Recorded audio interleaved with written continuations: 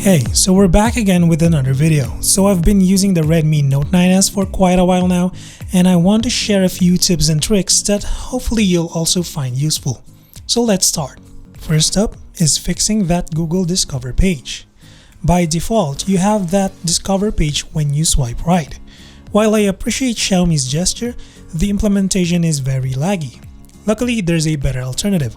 All you need to do is to look for Google's widget and drop it on your home screen. Tapping on the Google logo will go to a faster and more fluid Discover page. Additionally, you can tap within the placeholder to do a quick search within the web or your installed apps. Second is getting rid of animation. If for some reason you hate seeing animations, MIUI lets you remove all animation with a toggle. Simply go to Settings, type in Animation, tap on Remove Animation and look for the toggle. Make sure it's on and voila! Animations no more. Next up is Quick Boll. Quick Boll is a useful tool if you find the screen too big for your hands. Also, it adds more functionalities while making them accessible. To turn on this feature, search for Quick Boll in the settings and turn on this toggle. In here, you have two options to access Quick Boll, either by swiping or tapping. However, I find swiping a lot more natural to use, so let's go for swipe.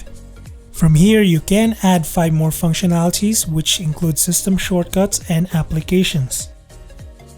Now, there are times when the Quick Boll is distracting, but fortunately, MIUI provides the option to hide it per app. Alternatively, you can use a global toggle that hides the Quick Boll automatically after 3 seconds of inactivity. Next is Tap to Lock. There's double tap to wake and sleep for the screen here, but it only works on the lock screen. I actually mentioned that during my review, so feel free to visit that video anytime. Shameless plug. Anyway, there is a widget that lets you lock the screen from the homepage. Simply go to Widgets and drop the lock icon, which can be found under Quick Functions, to your home screen.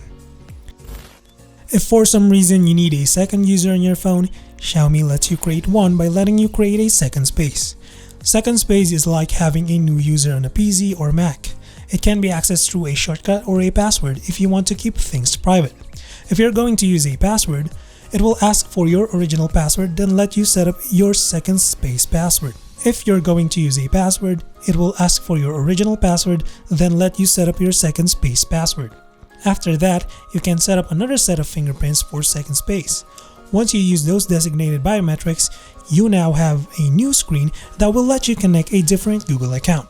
You can easily go back to the original screen by tapping on the switch icon or entering your old biometrics. Next is button shortcuts.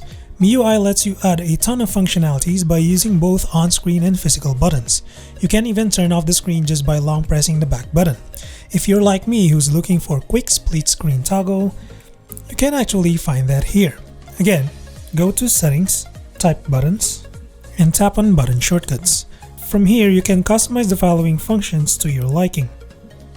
The next tip that I'm going to share is not actually included within MIUI's ecosystem, and it's an app called Auto Rotate Control. While auto orientation is very handy, in some cases, especially when you're about to sleep, you just want the screen to remain on portrait or landscape. Auto Rotate Control lets you enable auto rotation to specific apps only. For example, I can have YouTube app rotate, but not Facebook and Twitter.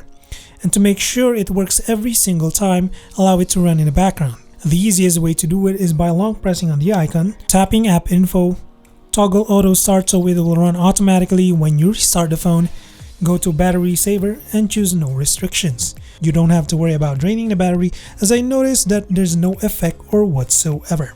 Next is putting the LED notification to use even if it's barely noticeable. Search for LED and tap on Notification Light. Make sure those two toggles are enabled. The LED will work when there's a new notification and when the device is charging. This next tip isn't a huge thing, but it's a good addition for those who want to have a custom signature on the lock screen. To set up, go to Settings, tap on Lock Screen, and choose Lock Screen Owner Info.